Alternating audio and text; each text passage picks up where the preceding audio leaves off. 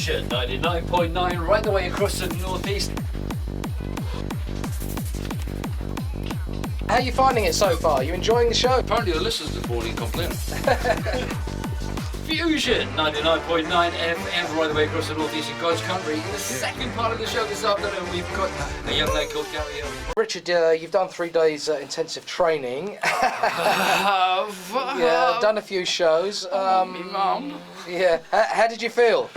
I feel exhausted, overwhelmed, tired, intent. It's just absolutely amazing thing to do. You'd never done any radio before. No.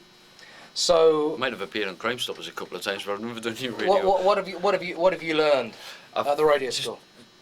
To work this equipment, and there's so much goes into a program.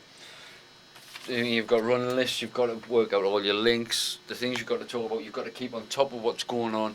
We've got the news feeds up there, and we've got to keep the music, we've got to keep it fresh, we've got to keep it moving, but we haven't got to waffle on and just talk rubbish like. So you've done some phone-in stuff as well. You talked to a couple of callers. I've had a few funny callers, yes. Very funny callers. So we arranged that, and also you've just done an interview session today. Just done the interview on how session. to interview people. Yeah. How did you feel about that? It was nervous. It was just getting to work out how to do things, say things, and what to say, and just getting the information out of people. Stay in control of the interview and not let them run away and make it a blatant advert, and just keep everything nice and tight together. What about as far as operating a mixing desk? How did you feel that you? I was terrified when I first worked in here.